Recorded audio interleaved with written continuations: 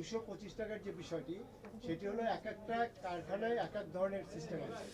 কেউ হয়তো দিচ্ছে 500 টাকা, কেউ দিচ্ছে 1000 টাকা, কেউ দিচ্ছে 1500 টাকা, তার সাথে অ্যাড হবে 225 টাকা এবং প্রত্যেক যেটা আছে তার থেকে প্রতি ফ্যাক্টরিতে 225 টাকা অ্যাড হবে অতিরিক্ত। ক্লিয়ার। এখন 600 টাকা পেলে তখন সে 225 টাকা বেড়ে যাবে, 825 টাকা, যেখানে 1000 টাকা আছে 1225 টাকা আরেকটি বিষয় যোগ হবে।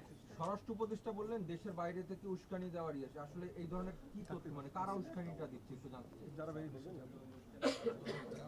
আমাদের ক্ষতি হলে যাদের লাভ হবে,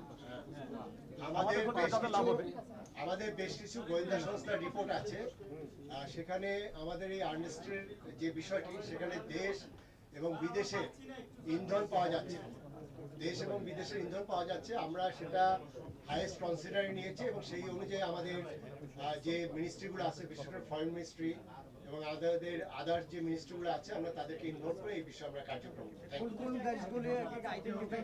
এটা আমাদের আসলে কম্পিটিশন, এটা আমরা ডিসকাস করি।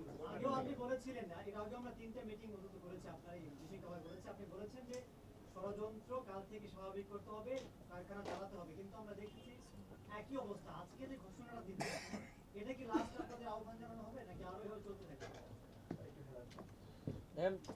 প্রতিটা দাবিকে অ্যাড্রেস করা হয়েছে। প্রত্যেকটা দাবির ব্যাপারে সমাধান একদম দুই পক্ষের আলোচনার ভিত্তিতে একটা দীর্ঘ আলোচনা হয়েছে। গত কয়েকদিন ধরে আলোচনা হচ্ছে। আজকেও এখানে আসতে দেরি হয়েছে কারণ এখানে আলোচনা চলছিল।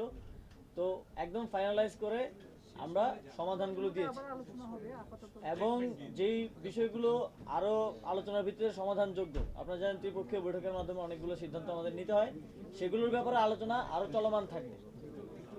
আমরা আশা করি, যেহেতু আমরা প্রত্যেকটা দাবি অ্যাড্রেস করেছি, আশা করি যে কাল থেকে সবগুলো কারখানা আমরা সচল রাখতে চাইবো এবং শ্রমিকরা এই বিষয়ে সর্বোচ্চ সহযোগিতা করবেন। এখানে শ্রমিক নেতৃবৃন্দ কমিটমেন্ট দিয়েছেন, তারাও এটার জন্য কাজ করবেন। মালিক পক্ষ এখানে স্বাক্ষর করেছে, তারাও তাদের জায়গা থেকে বকেয়া বেতন পরিশোধের জন্য কাজ করবেন। আমরা আশা করি আগামীকাল থেকে সবগুলো কারখানা চলমান থাকবে এবং আমরা স্বাভাবিক অবস্থায় ফিরে যাব এবং আমাদের শ্রমিক পক্ষ মালিক পক্ষের সাথে যেগুলো দীর্ঘ আলোচনার ভিত্তিতে সমাধানযোগ্য বিষয়, সেগুলোর বিষয়ে আমাদের আলোচনা চলমান থাকে।